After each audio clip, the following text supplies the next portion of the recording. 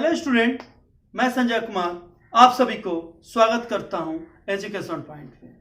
आज के वीडियो में हम लोग बच्चों क्लास 10th के इम्पोर्टेंट चैप्टर जो हम लोग पिछले कुछ दिनों से पढ़ रहे हैं उसी का ये सेकेंड वीडियो है, जिसमें हम लोग एक इम्पोर्टेंट थ्योरम, एक बहुत ही महत्वपूर्ण थ्योरम जिससे आपके एग्जाम में बहुत सारे क्वेश्चन उससे रिलेटेड पूछे जाते हैं और कभी कभी तो एग्जाम में ये थ्योरम को प्रूव करने के लिए भी आपसे पूछा जाता है। इसलिए आप इस वीडियो को पूरे अंत तक देखें ताकि आपके एग्जाम में यदि ये आ जाए प्रूव करने के लिए तो आपको कोई भी तकलीफ ना हो, थोड़ा सा भी परेशानी ना हो। आज हम लोग बहुत ही इंपॉर्टेंट जो थ्योरम है थेल्स थ्योरम उसके बारे में जानेंगे। इसी का दूसरा नाम है बेसिक प्रोपोर्शनलिटी थ्योरम, ठीक है ना। और इसी को हम लोग आज के वीडियो में पढ़ेंगे। तो थेल्स थ्योरम क्या कहता है बच्चों, सबसे पहले हम लोग ये जानेंगे। तो थेल्स थ्योरम के अनुसार if a line is drawn parallel to one side of a triangle intersecting the other two sides then it is divide to the side in the same ratio। कहने का मतलब कि यदि किसी ट्रायंगल में किसी भी एक साइड के पैरेलल यदि कोई लाइन खींचा जाता है तो वह लाइन जो अदर टू साइड्स है उसको सेम रेशियो में बांटेगा, बराबर बराबर भागों में क्या करेगा, बांटेगा। आपने अब अच्छे से समझ लिया थेल्स थ्योरम, क्योंकि बच्चों थेल्स थ्योरम को पहले समझना है कि थेल्स थ्योरम है क्या। जब इसे आप समझ लेंगे तब हम इसे प्रूव करेंगे। तो आपने अब थेल्स थ्योरम समझ लिया है कि यदि किसी ट्रायंगल में किसी भी साइड के पैरेलल, जरूरी नहीं है बच्चों इसी साइड के पैरेलल, यदि आप यहां पे देखें तो यदि ये इस साइड के पैरेलल हो तो ये जो साइड है इसको ये लाइन जो होगा सेम रेशियो में क्या करेगा, बांटेगा। सब समझ रहे हो ना। ये जरूरी नहीं है ऐसे हो, यदि आपको इसके भी पैरेलल यहां पे नीचे भी हो तब भी इसको सेम रेशियो में बांटेगा। आप समझ गए। चलिए अब हम लोग बच्चों ये थेल्स थ्योरम को हम लोग प्रूव करेंगे, सिद्ध करेंगे, क्योंकि आपको एग्जाम में पूछा जाता है प्रूव कीजिए थेल्स थ्योरम को, क्या कीजिए, प्रूव कीजिए। यहाँ पे थेल्स थ्योरम को अब हम लोग क्या करेंगे, प्रूव करेंगे और हम लोग देखेंगे कैसे इसे आसानी से प्रूव किया जाता है, ताकि आपको एग्जाम में यदि पूछा जाए तो आपको कहीं से भी कोई तकलीफ ना हो। ठीक है बच्चों। तो थेल्स थ्योरम में तो हमें पता चल गया क्या दिया रहता है, यही ना दिया रहता है कि यदि ट्रायंगल के किसी भी साइड के पैरेलल यदि किसी लाइन को हम लोग ड्रॉ करते हैं तो वो लाइन क्या करता है, अदर टू साइड को सेम रेशियो में बांटता है। और यही हमें क्या करना है, प्रूव करना है। तो प्रूव क्या करना है बच्चों, एडी इक्वल, यही ना दो साइड है ये पैरेलल है, तो एडी इक्वल डीबी इक्वल होगा AE बाई EC के, यही ना होगा बच्चों, क्या होगा, AD बाई DB इक्वल होगा AE बाई EC, जो यहाँ पे प्रूव करना है। और गिवन में क्या दिया था बच्चों कि ये D जो है वो BC के क्या है, पैरेलल है ना। तो यहाँ पे हमने लिख लिया D पैरेलल है BC। और हम लोग बच्चों आपको बता दें यहाँ पे हम लोग कंस्ट्रक्शन किए हैं, बनाए हैं, क्या किए हैं कि EN जो एक परपेंडिकुलर लाइन हम लोगों ने कर लिया है AB पे। तो यहाँ पे हम लोगों ने क्या लिखा है, EN परपेंडिकुलर हमने AB कर लिया और दूसरा बच्चों DM जो है परपेंडिकुलर हम लोग AC कर लिए। और हम लोगों ने नेक्स्ट में क्या किया है कि D और C को मिला दिया है और B और E को क्या कर दिया है बच्चों, हम लोगों ने मिला दिया है। आप समझ गए। अब चलिए हम लोग इसे कैसे प्रूव करते हैं ये जानते हैं। एक चीज बच्चों, इसको प्रूव करने से पहले ये जान लें कि आपको पता है एरिया ऑफ ट्रायंगल का क्या फॉर्मूला होता है, एरिया ऑफ ट्रायंगल बच्चों।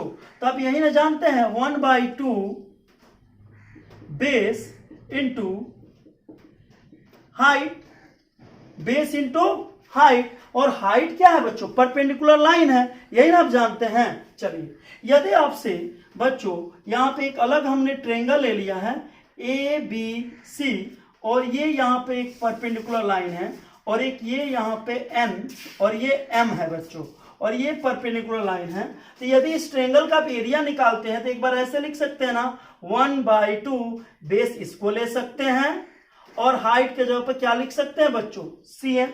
एक बार यही ट्रायंगल का एरिया आप ऐसे भी तो निकाल सकते हैं, बेस के जगह पर AC और हाइट के जगह पर क्या लिख सकते हैं, BM। तो इसका मतलब है कि ये जो एरिया वो बेस और परपेंडिकुलर हाइट होता है। तो आप इसी ट्रायंगल का एरिया आप क्या निकाल दिए, दो टाइप से निकाल दिए कि नहीं निकाल दिए, ठीक है।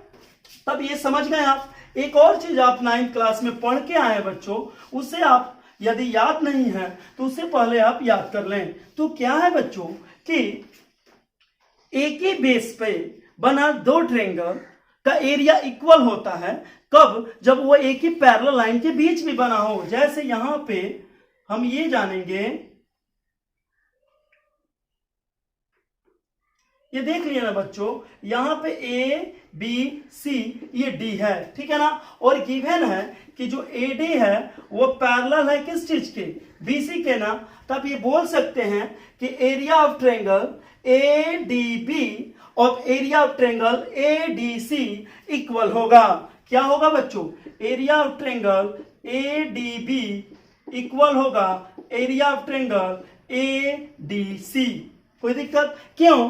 क्योंकि एक ही बेस ये एडी पे बना है ना, और एक ही पैरेलल लाइन एडी और बीसी के बीच बना है। तो ये 9th क्लास में एक थ्योरम था बच्चों, ट्रायंगल्स चैप्टर में ही वो थ्योरम था। आप 9th क्लास में पढ़ के आए हैं कि यदि कोई ट्रायंगल्स एक ही बेस पे बने हो और एक ही पैरेलल लाइन के बीच बने हो तो दोनों का एरिया क्या हो जाता है? इक्वल होता है। तो आप ये समझ लिए बच्चों, हम लोग डायरेक्ट अब क्या कर रहे हैं? थेल्स थ्योरम को प्रूव करने का काम कर रहे हैं। तो यहां पे हमें तो पता है कि एरिया ऑफ ट्रायंगल क्या होता है बच्चों? 1/2 बेस इंटू हाइट होता है। तो हम करेंगे क्या, यहां पे ट्रायंगल ADE का एरिया निकाल देंगे एक बार। तो यहां पे एरिया ऑफ ट्रायंगल ADE निकाल देंगे और क्या करेंगे बच्चों, ये कितना के इक्वल होता है और बाई कर देंगे एक बार, और एरिया ऑफ ट्रायंगल, इस ट्रायंगल का नाम निकाल देंगे जिसका नाम है BDE, है ना बच्चों। तो एरिया ऑफ ट्रायंगल BDE। तो एरिया ऑफ ट्रायंगल ADE जो निकलेगा, फॉर्मूला पता है 1/2। एक बार बेस हम लोग AD ले सकते हैं बच्चों, और एक बार हाइट हम लोग AD है तो हाइट क्या होगा, यही ना परपेंडिकुलर लाइन है EN। कोई दिक्कत यहाँ पे? और जब इसका निकालेंगे तो 1/2, इसका भी बेस हम क्या लिख सकते हैं बच्चों? DB लिख सकते हैं ना। और हाइट तो जब ये EN पूरे AB पे परपेंडिकुलर है तो इसका भी यही परपेंडिकुलर होगा। तो यहाँ पे हम लोग क्या लिख देंगे? EN से EN कट जाएगा, 1/2 से 1/2 कट जाएगा बच्चों, और आपको मिल जाएगा AD/DB। इसे हम लोग इक्वेशन 1 मान लेंगे। अब समझ गए ना। अब हम लोग क्या करेंगे बच्चों नेक्स्ट, फिर एक बार और एरिया ऑफ ट्रायंगल ADE ही निकालेंगे। यहां पे again area of triangle ADE by area of triangle, इसका नाम हम लोग क्या रख देंगे बच्चों? ECD। क्या रख देंगे? ECD। तो यहां पे आप ये देख रहे हैं कि ADE का एरिया तो पता है 1/2 बेस इंटू हाइट ही होता है। एक बार बेस अब क्या ले लेंगे बच्चों? A ही ले लेंगे, और इसका हाइट परपेंडिकुलर लाइन क्या है? DM है ना, तो हम DM डाल देंगे। आई फिर इसका भी 1/2, और बेस क्या है बच्चों? EC है ना, और इसका भी हाइट हमारा क्या है? DM है कि नहीं है? चलिए अब हम क्या करेंगे, ये DM से DM कट जाएगा ना, और 1/2 से 1/2 कट जाएगा। तो यहाँ पे AE/EC इक्वेशन 2 मिल गया कि नहीं मिल गया बच्चों? मिल गया ना। अब आपको एक चीज जो पहले बताए हैं उसे हम लोग ध्यान में रखेंगे।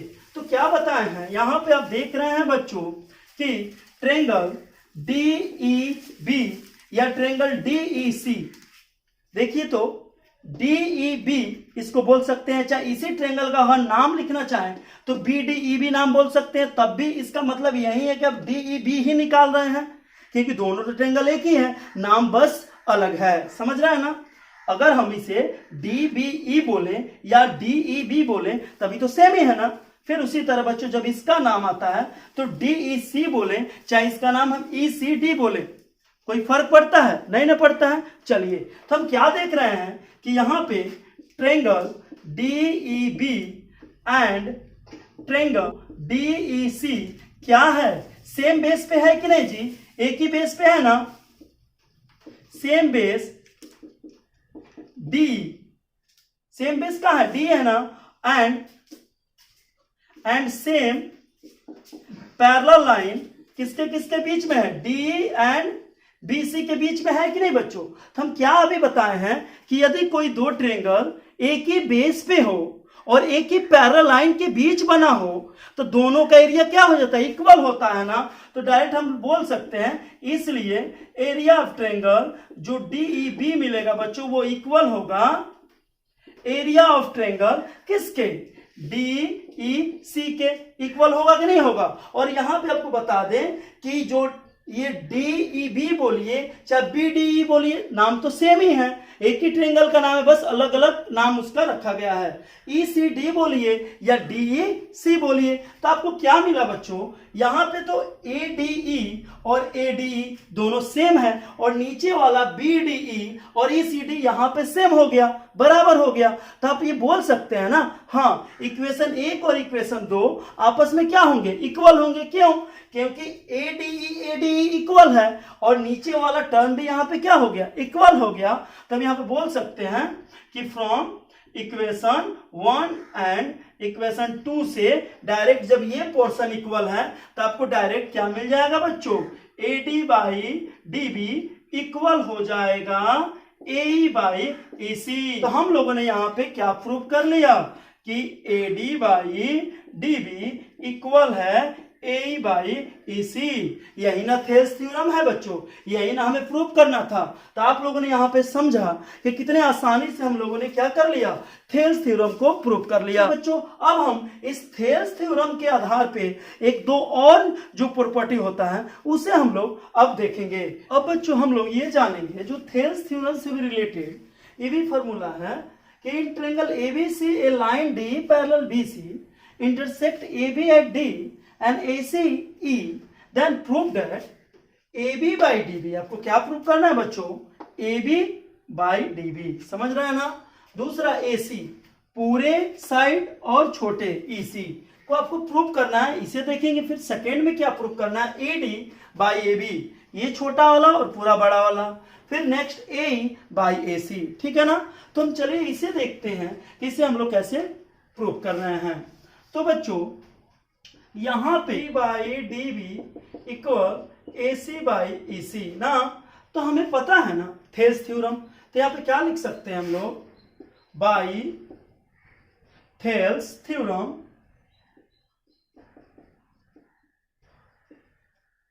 हमें क्या मिल गया है कि किसी भी ट्रायंगल में किसी भी साइड के पैरेलल यदि कोई लाइन ड्रॉ हो तो वो दो साइड को कितने रेशियो में बांटेगा, सेम रेशियो में। तो बाय थेल्स थ्योरम से हमें बच्चों यही ना मिला है, AD/DB इक्वल AE/EC। कोई दिक्कत। तो हम क्या करेंगे बच्चों, ये AD/DB और AE/EC है ना, दोनों में हम लोग 1 प्लस कर देंगे। क्या कर देंगे, 1 प्लस कर देंगे। तो यहां पे आप देखिएगा कि क्या मिल रहा है, AE/EC 1 ऐड कर देंगे बच्चों। तो यहां पे भी 1 है, यहां पे भी 1 है ना, तो एलसीएम लेंगे तो DB आएगा ना। तो यहाँ पे AD प्लस क्या हो जाएगा, DB इक्वल यहाँ पे भी AE प्लस EC/EC होगा कि नहीं होगा। अब यहाँ पे आप देख रहे हैं बच्चों AD प्लस DB, AD और DB को ऐड कर रहे हैं तो फाइनली आपको क्या मिल जा रहा है, AB मिल रहा है ना, और नीचे में क्या मिल रहा है बच्चों, DB। और इधर AE और EC को ऐड कर रहे हैं तो आपको AC मिल रहा है ना, और नीचे क्या मिल रहा है, EC। अब देखें ना, यही ना हमें प्रूव करना था। तो यदि आपसे ये भी पूछा जाए कि यदि किसी ट्रायंगल के किसी भी साइड के पैरेलल यदि कोई लाइन खींचा जाता है तो वो क्या करता है कि ये पूरा और ये छोटा वाला फिर पूरा और छोटे वाले को भी क्या करता है, सेम रेशियो में बांटता है, इक्वल रेशियो में क्या करता है, उसे बांटता है। आप समझ गए ना। चलिए अब नेक्स्ट को देखते हैं बच्चों। अब बच्चों हमें क्या प्रूव करना है, AD/AB इक्वल AE/AC, मतलब ये ऊपर वाला और टोटल, फिर ये ऊपर वाला और टोटल, ठीक है ना। तो चलिए यहाँ पे इसे प्रूव करने के लिए जो मुझे थेल्स थ्योरम से मिला है उसका यूज करते हैं। तो थेल्स थ्योरम से क्या मिला है मुझे, AD/DB इक्वल AE/EC। और हम लोग क्या करेंगे बच्चों, इसे उल्टा कर देंगे जब, तो DB/AD इक्वल हो जाएगा EC/AE, होगा ना। अब हम लोग इसे क्या करेंगे कि दोनों में हम लोग 1 ऐड कर देंगे बच्चों। क्या ऐड कर देंगे, 1, ठीक है ना। और जब 1 ऐड कर देंगे यहाँ पे तो हमें मिलेगा DB plus AD/AD equal EC plus AE by A E. तो डी बी और ए डी जुट कर तो आपका ए बी हो जाएगा ना, और नीचे ए डी। इधर ई सी और ए ई जुट कर क्या हो जाएगा बच्चों, ए सी हो जाएगा ना, और यहाँ पे ए ही हो जाएगा। क्या हो जाएगा बच्चों, ए ही हो जाएगा ना। अब देखिए फिर दोनों को जब उल्टा कर देंगे तो A D by a b, और हमें क्या प्रूफ हो जाएगा, और इधर हो जाएगा ए ई बाई ए सी। यही ना हमें प्रूफ करना था। तो आपने देखा ना, हमें इसे भी कितने आसानी से क्या कर लिया, प्रूफ कर लिया।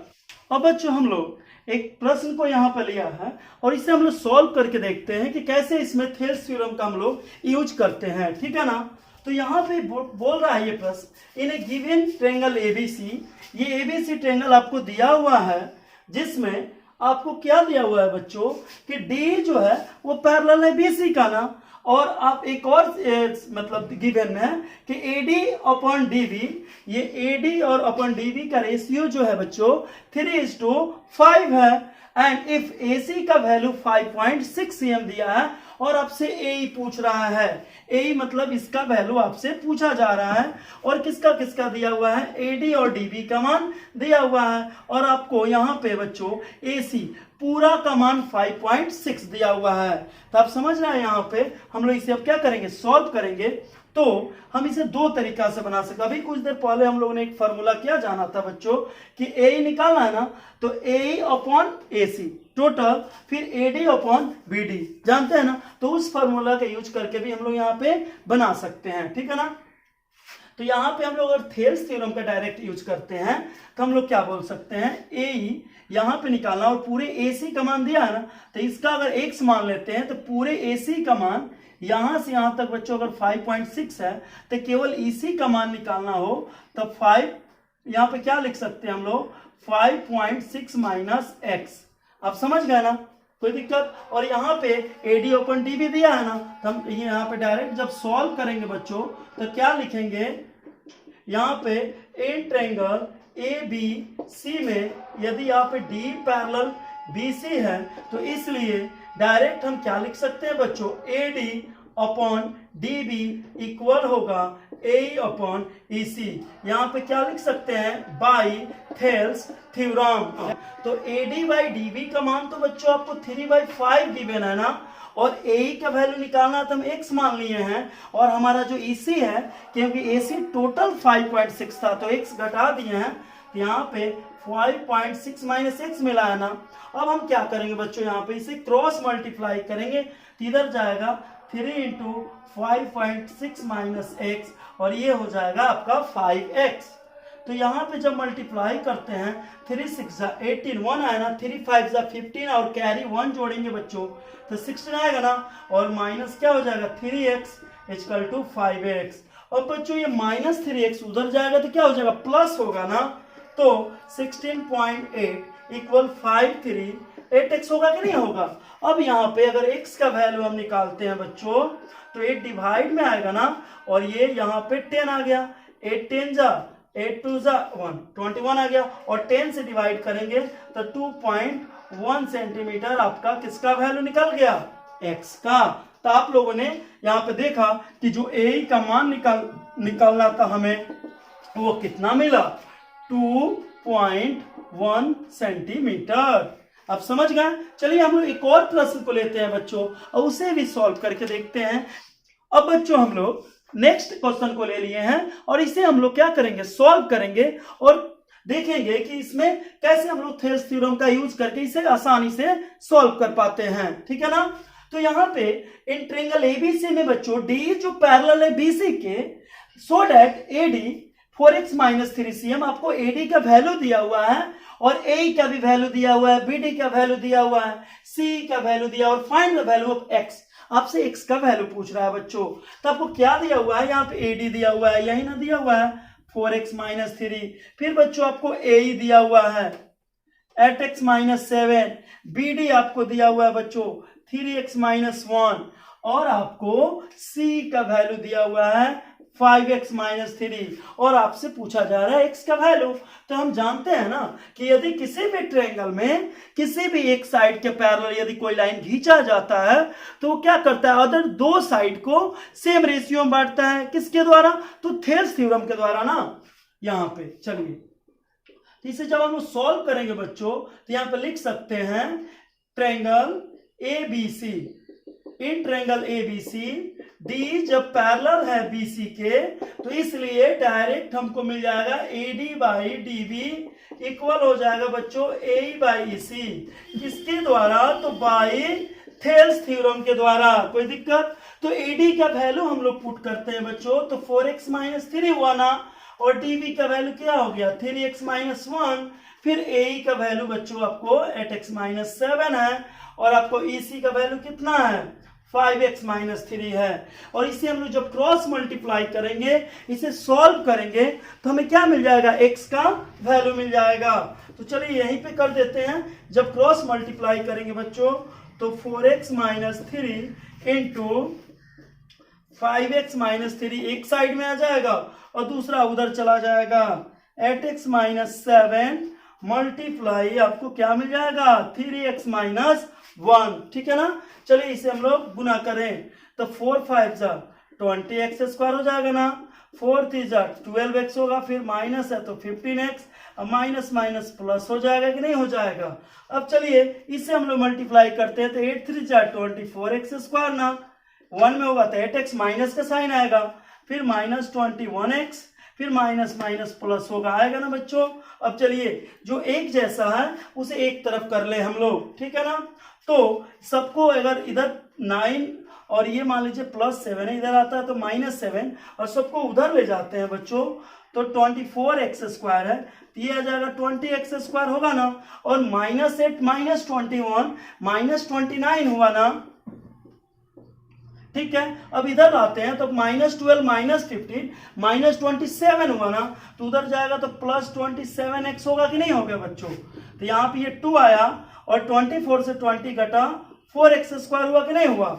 और यहाँ पे आप लोग क्या देख रहे हैं बच्चों कि 29 से जब 27 घटता है तो क्या आता है? -2x हो गया कि नहीं हो गया? अब देखिए हम लोग इसे क्या करेंगे, यहाँ पे ये 2 कॉमन निकलेगा तो 1 हो जाएगा, यहाँ पे 2x² -x होगा कि नहीं होगा? अब चलिए इसे हम लोग फैक्टर के रूप में अगर लिख देते हैं तो 2x² -x -1 = 0 मिला। अब बच्चों हमें क्या मिल गया? 2x² -x -1 = 0 मिल गया ना। अब इसे फैक्टर करके हम लोग क्या कर सकते हैं? x का वैल्यू निकाल सकते हैं ना। तो देखिए हम लोग यहाँ पे इसका फैक्टर करते हैं तो क्या होता है बच्चों? यहाँ पे हम लोग इसको इस तरह लिख सकते हैं 2x² -2x + x -1 = 0। 2x common लेंगे बच्चों तो x - 1, और 1 कॉमन लेंगे तो भी आएगा x - 1 = 0। तो एक बार x - 1 और दूसरा 2x + 1 = 0 आएगा, तो आपका x का मान एक बार +1 आएगा और x का मान एक बार -1/2 आएगा बच्चों। अब तो आपको 2 आंसर आ गया ना, तो दोनों आंसर में से आपको चेक करना होगा कि कौन सा आपका राइट आंसर है। तो कैसे चेक करेंगे हम, उसे हम लोग देखते हैं। तो इधर थोड़ा सा मिटा दिया जाए। तो बच्चों आप ये देखेंगे कि किसी भी वैल्यू यहाँ पे क्या करेंगे? पुट करेंगे, और पुट करके देखेंगे कि कौन सा सही है। तो यदि हम लोग बच्चों AD = 4x - 3 यहाँ पे पुट करते हैं, x का मान एक बार हम लोग -1/2 पुट करते हैं, 4 -1/2 हुआ ना बच्चों, -3, तो ये तो कट जाएगा, तो क्या आएगा 2 बार में, तो -2 -3 -5 आ गया। तो किसी भी साइड का जो लेंथ होगा माइनस में आएगा बच्चों, नहीं ना आएगा। तो इसका मतलब है कि हम लोग -1/2 नहीं रख सकते, एक बार प्लस में रख के देखें x का मान, तो 4 - 3 पॉजिटिव आ रहा है ना 1, तो इसका मतलब ये हुआ कि हमारा जो x का वैल्यू आया है बच्चों वो कौन सा सही है? x का मान 1 सही है। ठीक है ना, आप समझ गए? तो हम लोगों ने आज के वीडियो में थेल्स थ्योरम को जाना, और थेल्स थ्योरम से रिलेटेड जो और भी टर्म थे उसे भी जाना, और कुछ एग्जाम्पल के माध्यम से हम लोगों ने ये जाना कि थेल्स थ्योरम का यूज हम कैसे कर सकते हैं। ठीक है ना बच्चों, तो आज के वीडियो में इतना ही। यदि आपको आज का वीडियो अच्छा लगा हो तो इसे लाइक करें, शेयर करें, और यदि आप इस चैनल पर पहली बार जुड़े हैं तो इस चैनल को सब्सक्राइब करें और बेल आइकन को दबाना ना भूलें, ताकि आपको हमारे आने वाली जो भी नए नए वीडियो हो उसकी जानकारी आपको पहले ही मिलती रहे। धन्यवाद।